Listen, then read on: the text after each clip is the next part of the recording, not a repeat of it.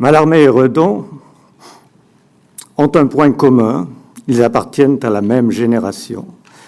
Et cette génération n'est pas indifférente, c'est la génération de ceux qui sont nés autour de 1840.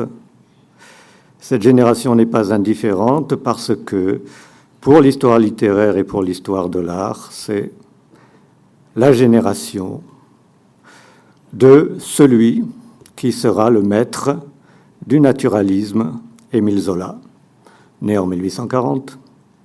C'est la génération de ceux qui seront les maîtres de ce qu'on appelle à tort ou à raison le symbolisme en littérature, c'est-à-dire Mallarmé, né en 1842, Verlaine, né en 1844.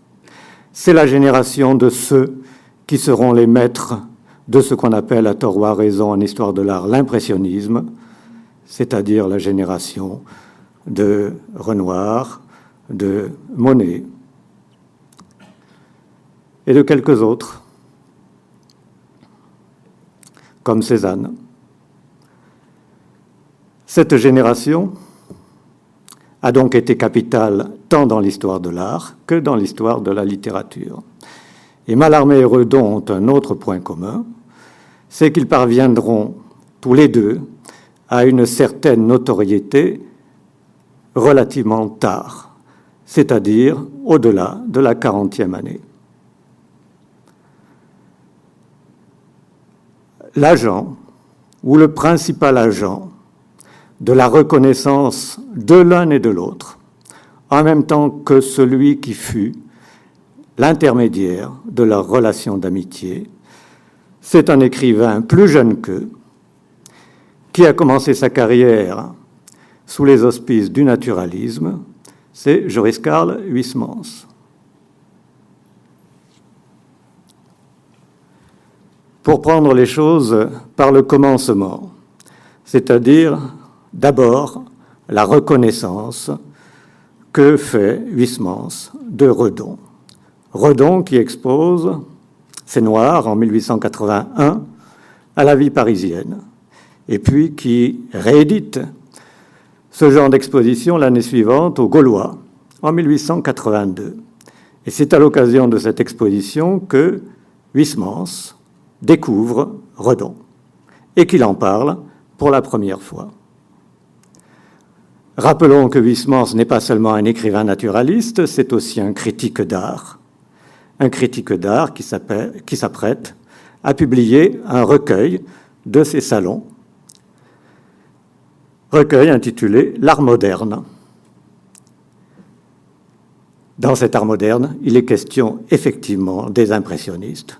Il est question aussi de celui qui va devenir peut-être la figure de proue du symbolisme, Gustave Moreau. Et il est question, pour la première fois, d'Odilon Redon. Le même Huysmans, toujours en 1882, a un projet littéraire nouveau. Il vient de publier Avolo en 1881 et il décide de faire une nouvelle œuvre qui prendra à peu près le même sujet, avec le même type de personnage, dans un milieu tout différent, qui est le milieu esthète. Il projette alors une nouvelle, ce qui lui apparaît comme une grande nouvelle au sens évidemment de grand petit récit. Et cette nouvelle, qui s'intitule alors « Seul », c'est ce qui deviendra 2 ans plus tard, comme on sait, le roman « À rebours ». Comme Huysmans est un écrivain naturaliste qui se respecte, il a besoin de documentation. Et comme son héros va évoluer dans un milieu esthète, il va par conséquent se documenter sur les milieux de l'art et de la littérature. Sur le milieu de la littérature, il n'a aucun problème, bien entendu, par sa qualité d'écrivain. Pour les milieux de l'art, il n'a pas de problème non plus en tant que critique d'art. Mais il est un auteur qui lui pose un problème. Et cet auteur qui lui pose un problème, c'est Mallarmé. puisque Mallarmé doit être un des personnages essentiels d'À rebours. Quel est le problème que lui pose Mallarmé? C'est que Mallarmé, en 1882, c'est un auteur à peu près totalement inconnu. Il est certes connu dans un tout petit milieu littéraire, mais il est illisible pour une raison qui n'est pas la raison que l'on imagine. Il est illisible tout simplement parce qu'il n'a publié, à la différence de tous ses confrères qui ont le même âge que lui, il n'a publié aucun recueil. Autrement dit, qui voudrait lire du Mallarmé serait bien incapable d'en trouver la moindre trace dans les librairies. Que fait donc Huysmans, qui connaît l'existence de Mallarmé, qu'il a même croisé dans les années 70 dans les couloirs d'une revue à laquelle ils ont collaboré en commun? Cette revue, c'est La République des Lettres, qui n'a pas duré très longtemps. Eh bien, Huysmans prend la plume et il écrit directement à Mallarmé pour lui demander de lui communiquer les textes introuvables, mais déjà célèbres dans un petit public, qu'il a écrits. Et ces textes introuvables, pour des raisons diverses, c'est d'une part Hérodiade et d'autre part L'après-midi d'un faune. Alors, si l'on peut voir la première image, c'est un extrait de la lettre. Alors, ce sont des images très littéraires, je suis désolé. C'est un extrait de la lettre que Huysmans envoie à Mallarmé le 27 octobre 1882. Un simple extrait. Il s'adresse à Mallarmé pour lui dire « Pourriez-vous me procurer la mort de l'antépénultième ?» C'est le poème en prose qui porte en titre le démon de l'analogie et dont on sait qu'il commence par « La pénultième est morte ». Mais la mémoire de Huysmans lui joue un petit peu des tours. « Pourriez-vous me procurer la mort de l'antépénultième qui a paru dans une revue dont je ne retrouve pas le nom et que je cherche de tous côtés sans succès depuis des mois. Et l'Hérodiade, dont j'aurai grand besoin, car mon héros possédera chez lui l'admirable aquarelle de Gustave Moreau, ainsi que les stupéfiantes rêveries d'Odilon Redon, dont vous avez dû voir une exposition de superbes dessins aux Gaulois. Or, je donnerai de l'Hérodiade de vous, en même temps que je m'essaierai à décrire les magies de Redon. Pardon, de Moreau. Lapsus révélateur. Mallarmé répond aussitôt. Il répond aussitôt d'ailleurs en révélant à Huysmans l'existence d'un personnage qui correspond tout à fait à son héros, au héros de sa future nouvelle. Ce personnage existant, c'est, comme on sait, Robert de Montesquieu, qui sera aussi, pour une part, l'inspirateur de certains personnages de la recherche de Proust. Et en tout cas, c'est par l'intermédiaire de cette lettre que Mallarmé entend parler pour la première fois d'Odilon Redon. Nous sommes donc en octobre 1882.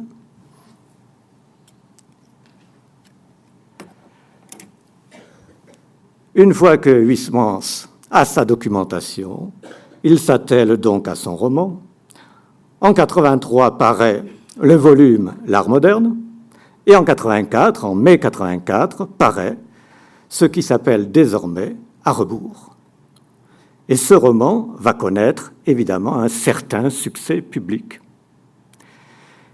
Et l'une des conséquences de ce succès public d'À rebours, c'est précisément de faire connaître les artistes et les littérateurs dont il parle. On sait qu'en particulier, tout le chapitre 5 d'À rebours est consacré pour une large part à Gustave Moreau. C'est exactement ce que dit Huysmans dans la lettre à Mallarmé. Il évoque les deux œuvres de Gustave Moreau que sont Salomé dansant devant Hérode et l'Apparition. Et il décrit, dans son style si particulier, ces deux œuvres dont il fait évidemment quelque chose de tout à fait littéraire. Mais ce chapitre 5, qui est consacré à Gustave Moreau n'est pas seulement le chapitre de Gustave Moreau. Il y a d'autres peintres qui sont évoqués, notamment le peintre de la Renaissance flamande Jan Luyken, et puis surtout, ce qui nous intéresse davantage, celui qui fut le maître de Redon pour les lithographies, c'est-à-dire Rodolphe Brédin, et Redon lui-même.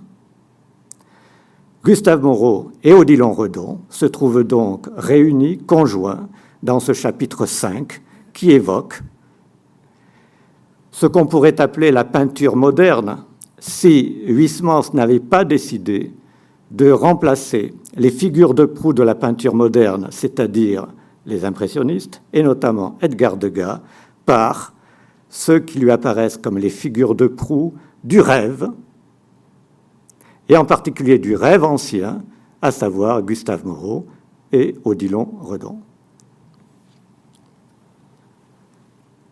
Quant au chapitre consacré à la littérature, on sait que 2 chapitres sont consacrés à la littérature moderne, le chapitre 12 et le chapitre 14.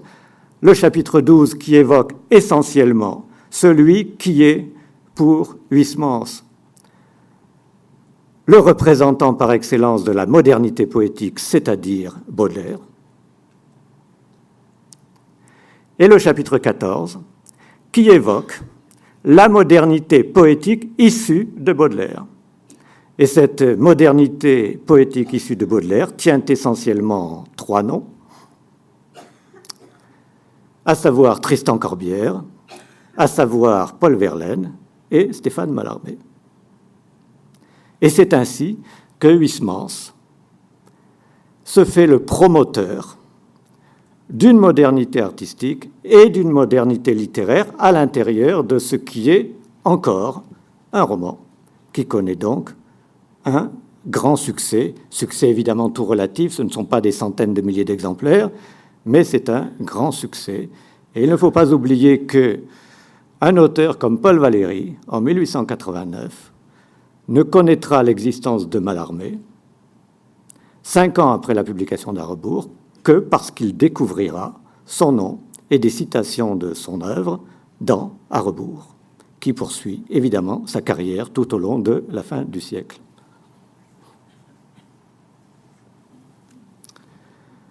Nous sommes donc en 1884 et cette année est une année décisive pour l'histoire de la littérature, à un degré moindre pour l'histoire de l'art.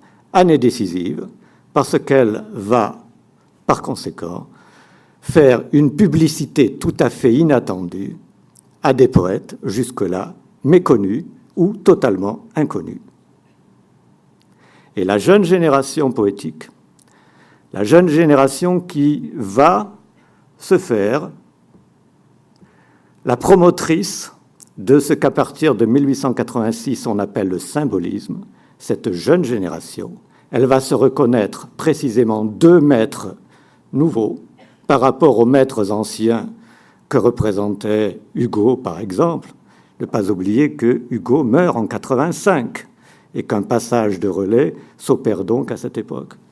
La jeune génération va découvrir des maîtres nouveaux, et ces maîtres nouveaux, pour la poésie, c'est Verlaine et c'est Mallarmé. Pour Rimbaud, ce sera l'année d'après, avec la publication, pour la première fois, des Illuminations et d'une saison en enfer par Verlaine. Donc cette date est capitale. Le symbolisme procède pour une large part, que Huysmans l'ait voulu ou non, bien entendu, d'À rebours, et de ce geste de promotion d'une modernité artistique et d'une modernité littéraire. En cette même année 1885, Mallarmé ne connaît toujours pas Redon. Donc on peut dire que l'amitié n'a pas encore commencé. Il ne connaît toujours pas Redon et c'est encore une fois Huysmans qui va être l'agent de la naissance de cette amitié. Le vendredi saint de l'année 1885, Édouard Dujardin, dont on sait qu'il est le futur auteur des Lauriers sont coupés, mais qui est aussi un jeune éditeur, amoureux de Wagner et de Mallarmé, Édouard Dujardin donc, emmène Mallarmé et Huysmans au concert L'Amoureux pour écouter du Wagner. Huysmans va paraphraser la notice du programme pour en faire un poème en prose. Et quelques jours plus tard, le 7 avril 1885, donc le mardi après le vendredi saint, le mardi après Pâques, il écrit à Redon pour lui dire qu'il était au concert L'Amoureux avec Mallarmé et qu'ils ont parlé de lui. Et Huysmans propose donc à Redon de recevoir Mallarmé chez lui le samedi suivant, ce qu'on peut dater par conséquent du 11 avril. Et c'est ainsi que, très probablement, le 11 avril, Mallarmé fait la connaissance de Redon. Mais avant cette connaissance personnelle, il y a eu un geste, quelques mois plus tôt, un geste de Redon, sans doute à l'invitation de Huysmans lui-même, c'est celui d'envoyer, à la fin de janvier 85, à Mallarmé son album, l'album qui s'intitule « Hommage à Goya », l'album de lithographie « Hommage à Goya ». Il l'a bien entendu envoyé à Huysmans, il l'envoie à Mallarmé comme un geste pour lier connaissance, et cette connaissance se réalisera effectivement quelques mois plus tard. Or, ce qui est intéressant, c'est le point de vue du rapport entre la littérature et les arts. Que fait Huysmans lorsqu'il reçoit l'hommage à Goya? Il fait ce qu'il a toujours fait, c'est-à-dire il va faire de la transposition d'art. L'œuvre de Redon est pour lui un prétexte à l'écriture. Un prétexte à ce qu'on pourrait appeler un mini-récit ou un poème en prose. Et au lieu de faire un compte-rendu en bonne et due forme de l'hommage à Goya dans la presse, notamment dans la revue indépendante, eh bien, il va publier dans cette revue indépendante du 1er février 1885 ce mi-récit, mi-poème en prose qui s'intitule « Cauchemar » et qui est une évocation littéraire des 6 planches de l'album de Redon intitulé « Hommage à Goya ». En somme, Huysmans, comme toujours, fait de la littérature à partir de l'art, et cela pour une bonne raison, c'est que, comme il le dit dans le chapitre 5 d'Arbour, Gustave Moreau et Odilon Redon, il ne le dit pas comme ça, mais il est facile de faire le rapprochement quand on lit ce qu'il écrit de Gustave Moreau et ce qu'il écrit de Odilon Redon. Gustave Moreau et Odilon Redon ont au fond un point commun aux yeux de Huysmans. Un point commun particulier dans le monde de l'art, c'est que ce sont les tenants d'un art qu'on peut qualifier de fantastique. Et Huysmans parle effectivement à propos de Redon de fantastique un peu spécial, mais surtout, ce qui caractérise et l'art de Moreau et l'art de Huysmans, c'est que cet art, aux yeux de Huysmans, franchit les bornes de la peinture. Autrement dit, c'est un art qui n'est pas seulement pictural. C'est un art qui transcende, qui franchit les bornes, les limites de la peinture, et qui fait signe, par conséquent, à tous les autres arts, y compris la littérature. En somme, l'œuvre de Moreau ou l'œuvre de Redon, c'est une perche tendue aux littérateurs pour qu'à leur tour, ils fassent quelque chose qui soit l'équivalent littéraire de ce que Moreau ou Redon ont réalisé de façon picturale. Alors Huysmans publie donc, comme je l'ai dit, dans le numéro du 1er février de la revue indépendante, ce cauchemar qui est inspiré de Redon. Mallarmé ne va rien publier après avoir reçu l'hommage à Goya. Il n'est pas critique d'art. Mais il ne va pas faire non plus un poème à partir de cet hommage à Goya. Il va simplement remercier Redon par une lettre. Et cette lettre est fameuse, elle est datée du 2 février 1885. C'est une lettre qui va passer en revue les 5 ou 6 planches. Il y a 6 planches, Mallarmé en évoque 5, de cet hommage à Goya. Et chaque planche va recevoir dans la lettre un commentaire. Et ce commentaire n'est pas comme chez Huysmans une espèce d'esquisse littéraire qui serait l'équivalent mi-romanesque, mi-onirique des toiles de Redon. C'est un commentaire qu'on pourrait dire autobiographique, comme si l'œuvre de Redon constituait pour Mallarmé une espèce de miroir spirituel. En somme, Mallarmé se reconnaît dans les figures des planches de Redon. Vous avez ici la première planche qu'il évoque. Alors Mallarmé ne suit pas l'ordre des planches, il commence par la figure 3. Et le premier mot qui vient sous sa plume, c'est le mot de sympathie. Une sympathie bien mystérieuse vous a fait portraiturer. L'orthographe est évidemment de Mallarmé. C'est une orthographe archaïque, portraiturer dans ce délicieux ermite, orthographe aussi archaïque de Mallarmé, dans ce délicieux ermite fou, le pauvre petit homme que du fond de mon âme j'aimerais être. Voilà un portrait involontaire de Mallarmé par Redon. En tout cas, c'est Mallarmé qui, dans sa lettre, constitue cette œuvre de Redon en portrait de lui. Deuxième planche évoquée, la fleur de Maroca. Alors les titres évidemment sont de Redon. On sait qu'une des particularités de l'œuvre de Redon, c'est ce qu'il appelle ses légendes, ces titres qui sont des titres très littéraires et qui sont de lui. La fleur de marécage, une tête humaine et triste.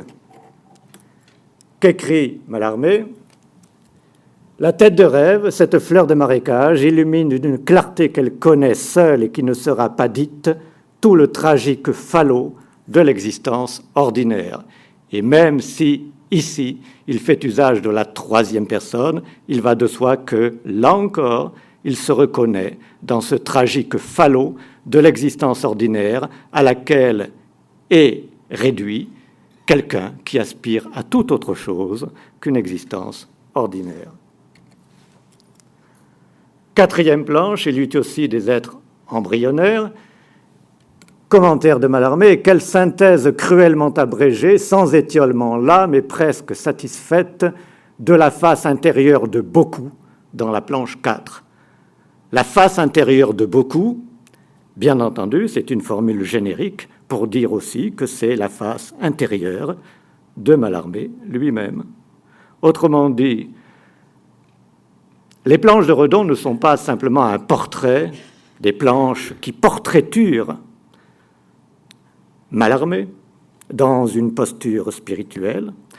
Elles portraiturent aussi l'intérieur du poète, c'est-à-dire c'est un portrait de l'âme.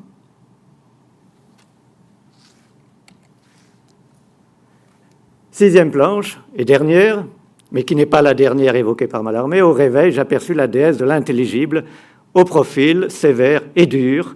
Commentaire de Mallarmé, l'étude de femme que vous appelez justement la déesse de l'intelligible nous sort à regret du cauchemar. Autrement dit, c'est bien une terminaison de ce qui apparaît comme à Huysmans, comme un cauchemar, sauf que ce cauchemar, le personnage principal, en est Mallarmé lui-même. On peut supposer, entre parenthèses, on peut penser, même si on n'en a pas l'attestation, que Mallarmé a pu lire le cauchemar qui est inspiré à Huysmans par Redon avant de faire sa lettre, parce qu'il y a des coïncidences, en particulier ici, dans la planche qui est évidemment pour Mallarmé la planche la plus importante et qui suscite ce commentaire. Mon admiration tout entière va droit au grand mage inconsolable et obstiné chercheur d'un mystère qu'il sait ne pas exister et qu'il poursuivra à jamais pour cela du deuil de son lucide désespoir, car c'eût été, souligné, la vérité. Je ne connais pas un dessein qui communique tant de peur intellectuelle et de sympathie affreuse que ce grandiose visage. Ce grand mage inconsolable et obstiné chercheur d'un mystère qu'il sait ne pas exister et qu'il poursuivra à jamais pour cela du deuil de son lucide désespoir, c'est au fond la formule la plus juste par laquelle Mallarmé se définit lui-même en 1885, c'est-à-dire à une époque où il va pour la première fois, révéler publiquement ce qu'est son ambition suprême. Et cette publication, elle prendra l'aspect d'une lettre bien connue à Verlaine du 16 novembre 1885 sur laquelle on reviendra, lettre dans laquelle, à la demande de Verlaine, pour une notice que celui-ci doit publier dans Les Hommes d'aujourd'hui, il révèle ce qu'est, au-delà de son activité quotidienne d'écrivain ou de poète, son rêve suprême, c'est-à-dire le rêve du livre, avec un L majuscule. Eh bien, au moment même où il s'apprête à révéler ce rêve, il le dit aussi d'une autre façon dans cette lettre privée à Redon, qui, elle, n'est évidemment pas destinée à la publication, où, tout en suggérant la recherche d'un rêve suprême, il en dit aussi l'impossibilité. Ce grand mage, qui fait référence à ceux qu'on a appelés les mages romantiques, fait de Mallarmé une espèce d'héritier, on retiendra ce nom, de ce grand rêve romantique, du mage romantique, attaché à une espèce de savoir suprême. Eh bien, Mallarmé est en même temps celui qui prolonge ce rêve-là et qui en fait en même temps le deuil, parce que ce rêve-là est évidemment impossible. Dernière planche commentée dans la lettre, mon autre préféré est dans le même ordre de songe salomonique. Et cette expression est intéressante parce qu'il l'a utilisée 20 ans plus tôt pour définir son Hérodiade. Mon autre préféré est dans le même ordre de songe salomonique, cet étrange jongleur à l'esprit dévasté par la merveille, au sens profond qu'il accomplit et si souffrant dans le triomphe de son savant résultat. Et voici donc la lettre du 16 novembre 1885 à Verlaine, lettre dite autobiographique, où, à la demande de Verlaine, Mallarmé révèle donc son ambition hors du commun. J'ai toujours rêvé et tenté autre chose avec une patience d'alchimiste, prête à y sacrifier toute vanité et toute satisfaction, comme on brûlait jadis son mobilier et les poutres de son toit, pour alimenter le fourneau du grand œuvre.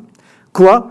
C'est difficile à dire. Un livre, tout bonnement en maint homme, un livre qui soit un livre architectural et prémédité, et non un recueil des inspirations de hasard, fussent-elles merveilleuses. J'irai plus loin, je dirais le livre, persuadé qu'au fond il n'y en a qu'un, tenté à son insu par quiconque a écrit, même les génies, l'explication orphique de la Terre, qui est le seul devoir du poète et le jeu littéraire par excellence.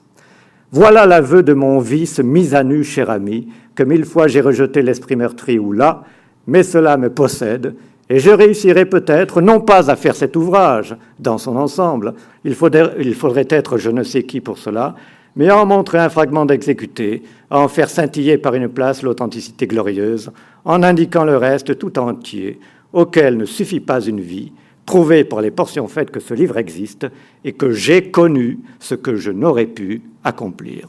Voilà ce que disait déjà à sa façon, de façon beaucoup plus elliptique, la lettre à Redon pour le remercier de l'hommage à Goya. En tout cas, c'est là le point de départ d'une amitié qui va se prolonger jusqu'à la mort de Mallarmé en 1898, une amitié qui va connaître les signes habituels de l'amitié, c'est-à-dire les échanges, et en particulier les échanges d'œuvres. Chaque fois que Redon publiera un nouvel album, il l'enverra à Mallarmé. Ce sera évidemment le cas en 1888 pour la première série consacrée à la tentation de Saint-Antoine de Flaubert. Et voici en quels termes Mallarmé accuse réception de cet envoi de 1888. « Merci, cher monsieur Redon, de m'avoir compté parmi les fidèles toujours au rendez-vous. C'est une vieille et nouvelle joie de revoir des illustrations géniales de main de nos rêves abscons. Ici dites, silencieusement par vous, avec quelle subtilité et quelle douleur et quelle puissance. Je souligne simplement une expression qui n'est pas simplement banale, qui n'est pas simplement un remerciement banal dans cette lettre, c'est d'une part ces illustrations géniales de mains de nos rêves abscons, et dans ce « nous », il faut entendre évidemment aussi un « moi », mon rêve abscon, le rêve caché qui constitue peut-être l'essentiel d'un artiste, et en particulier de Mallarmé. Et puis, ce que dit aussi Mallarmé dans cette lettre, parce que tous les mots comptent, c'est que cette illustration géniale de main de nos rêves abscons est dite silencieusement par vous. En ce sens, l'œuvre picturale est un discours, mais un discours muet. Mais elle dit la même chose que ce que dit la poésie de Mallarmé. L'année d'après, c'est la deuxième série, le deuxième album consacré à la tentation de Saint-Antoine, lettre de Mallarmé du 19 décembre 88. Quel cadeau! J'ai voulu aller vous serrer la main lundi, mais était, et suis, déchiré de mauvaise nuit. Un de ces jours, je vous porterai pour ma part quelque chose. Quelque chose, c'est ce que Mallarmé publie à la même époque, c'est-à-dire les poèmes d'Edgar Poe, dans sa traduction. Quelque chose, mais vous perdrez au change. Modestie obligée. Le tirage, pour en finir avec tout ce qui n'est pas votre génie de visionnaire sûr, donne des noirs royaux comme la pourpre et des blancs qu'aucune pâleur. Point de suspension. Vraiment les magiques feuillets. Il va de soi que ce qui fascine Mallarmé chez Redon, c'est l'art du noir et du blanc. Et cet art du noir et du blanc fascine d'autant plus le poète qu'il se pense lui-même comme un homme du noir et du blanc. À ses yeux, la poésie, ce n'est rien d'autre que du noir sur du blanc. Il existe en particulier une lettre fameuse qui est bien antérieure, qui est de 1868, lorsque Mallarmé envoie le célèbre sonnet en X à son ami Casalis.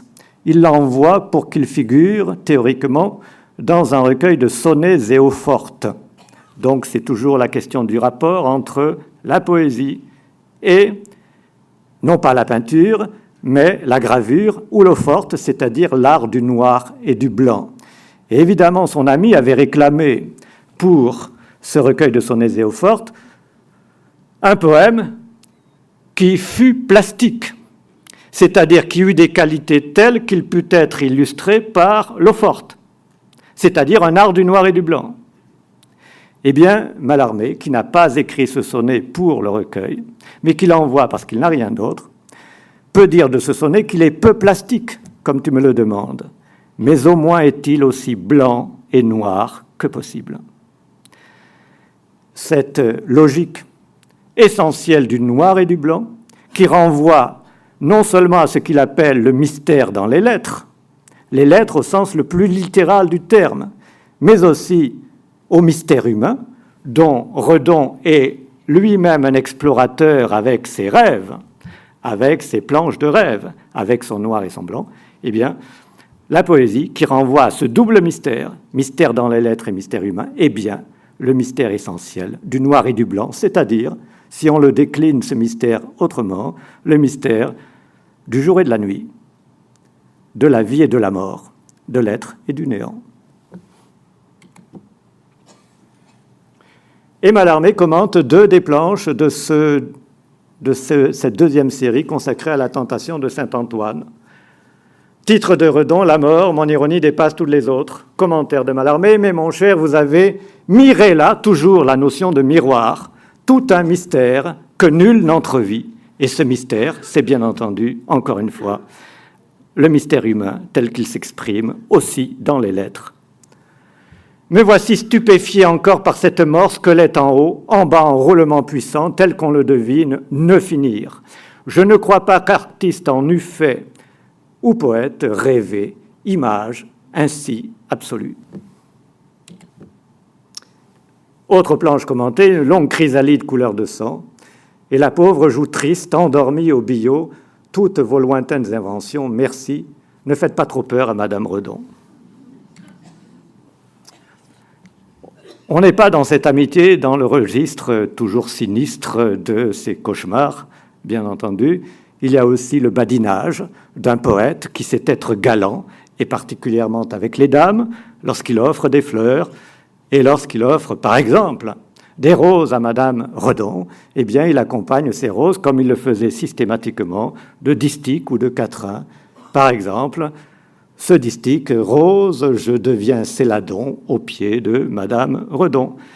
Quant à Redon, bien entendu, c'est autre chose qu'il offre ou qu'il réclame, non pas des fleurs, mais du vin que Redon chante un gai fredon.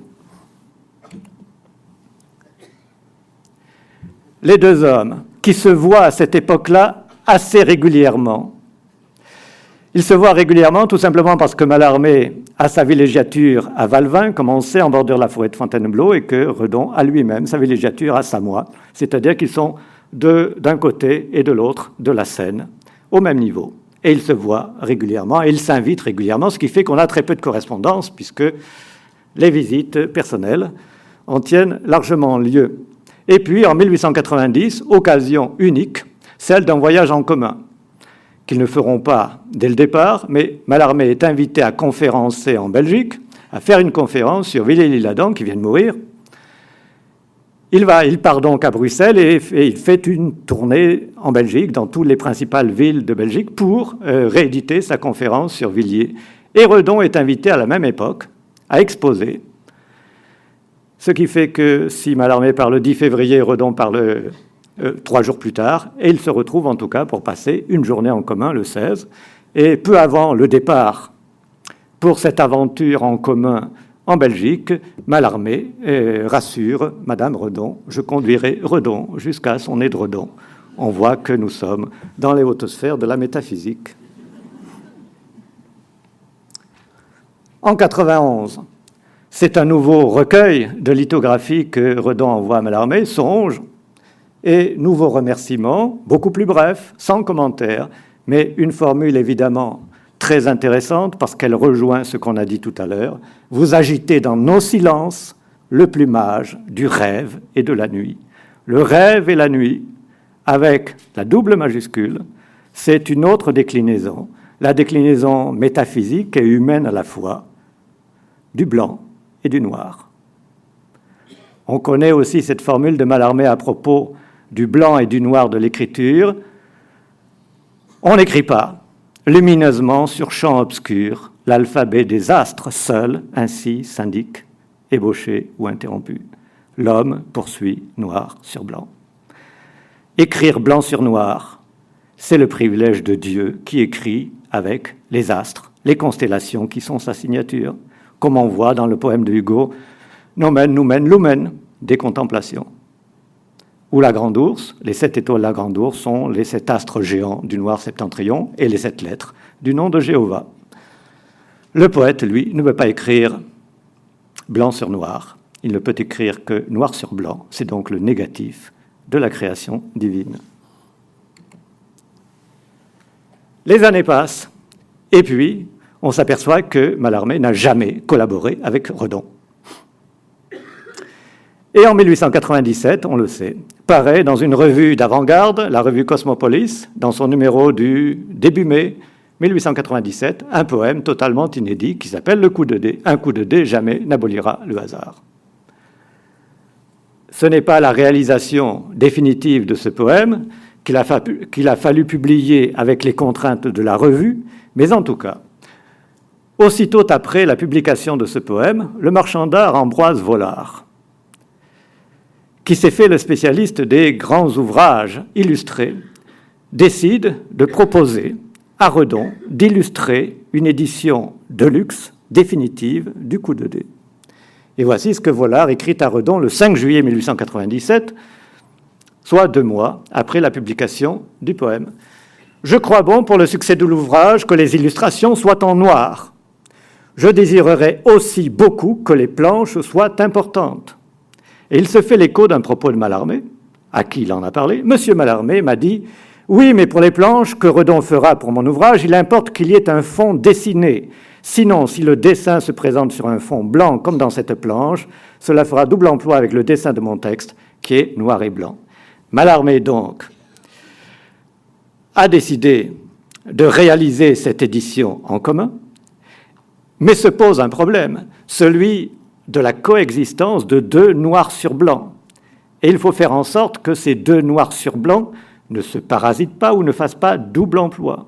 D'où l'importance de la précision de Mallarmé à l'intention de Vollard et par là même de Redon, c'est que le dessin ne soit pas directement sur le papier blanc, qu'il soit sur un fond dessiné, pour que ce ne soit pas directement du noir sur du blanc, sinon le dessin de Redon risque de faire double emploi avec le dessin de Mallarmé.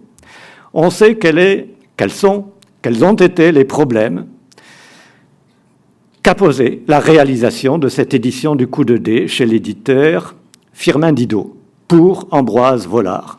C'est qu'il s'agissait de prendre comme unité non plus la page simple, mais la page double. Et il fallait donc aligner les éléments de la page de gauche avec les éléments de la page de droite, ce qui a posé évidemment des problèmes quasi insurmontables à l'éditeur, en l'occurrence Firmin Didot. Voici par exemple une page d'épreuve avec la partie gauche et la partie droite qui sont tronquées.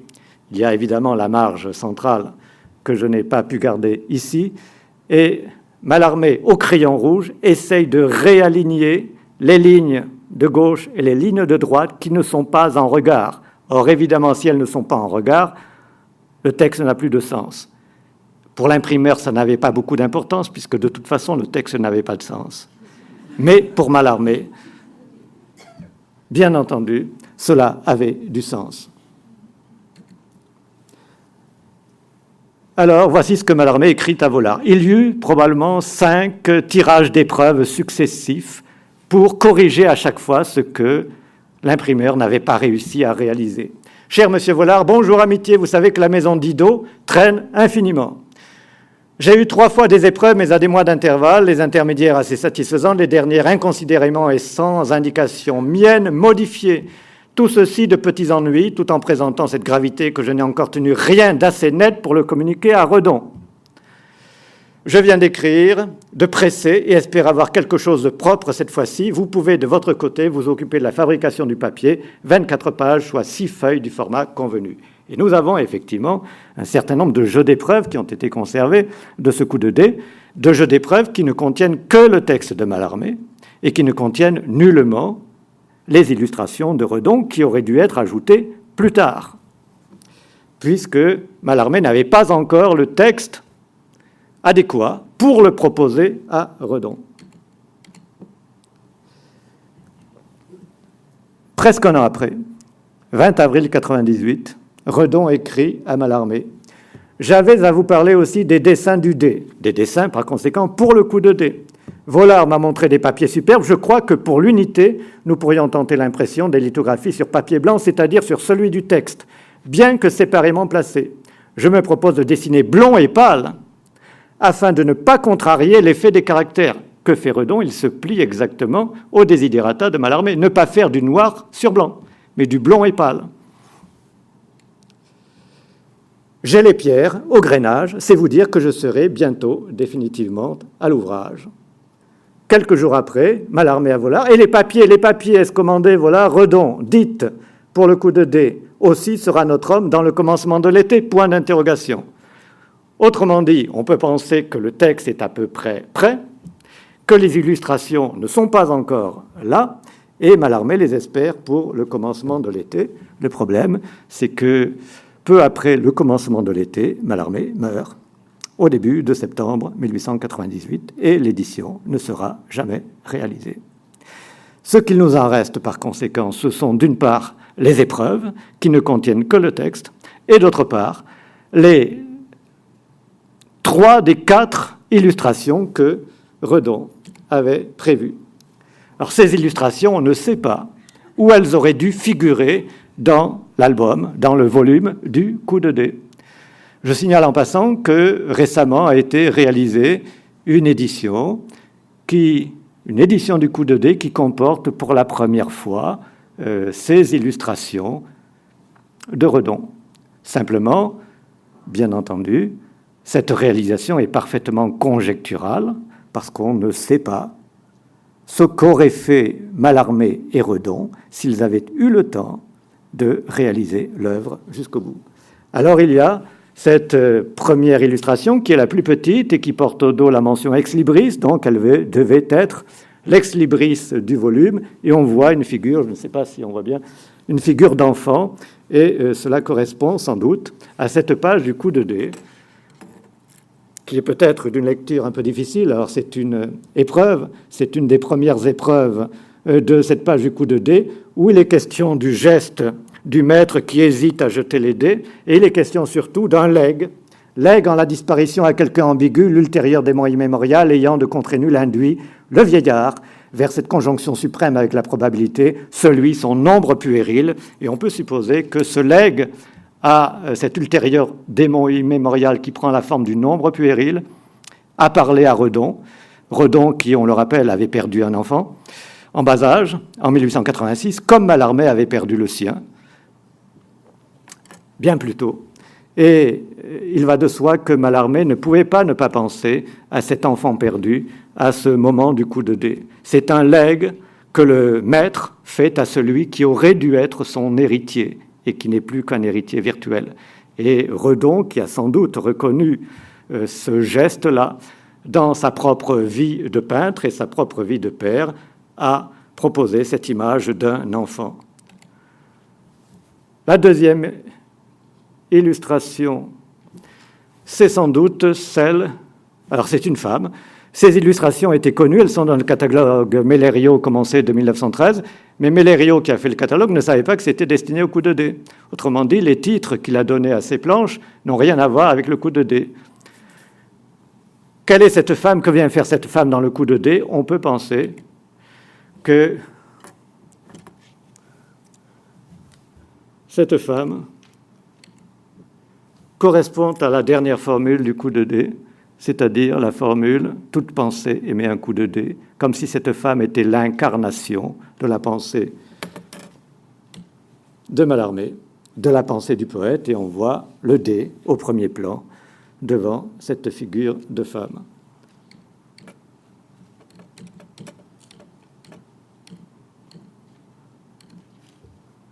Alors, un raté technique a fait disparaître la troisième illustration, qui représentait une sirène et qui illustrait évidemment une page aussi célèbre